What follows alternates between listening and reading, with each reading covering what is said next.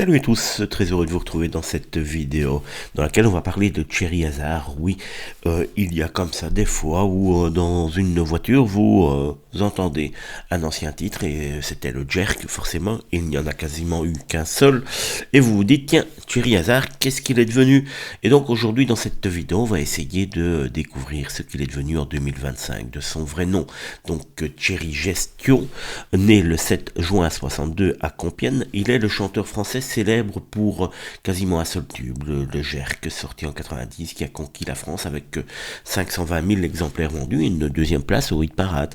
Avant cela, il avait débuté sa carrière dans les années 80 comme chanteur du groupe GPS pour Garage Psychiatrique Suburban, puis est sorti un premier single solo, Discret Poupée Psychédélique en 88.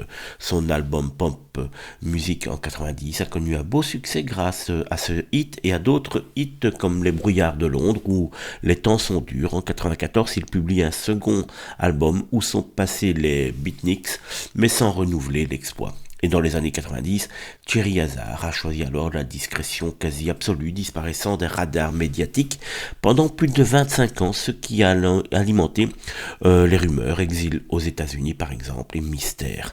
En juin 2024, à l'occasion de ses 62 ans, le magazine Pure People a mené une enquête pour le retrouver, et après des recherches fastidieuses via annuaires, SACEM et réseaux sociaux, ils ont identifié un profil probable sur un site de musiciens amateurs où il publie des compositions des années 80 sous un pseudonyme évoquant des influences comme Goldman ou Berger. Il semble vivre une vie privée touchant probablement des royalties de son tube intemporel, mais sans retour sur scène ou interview publique.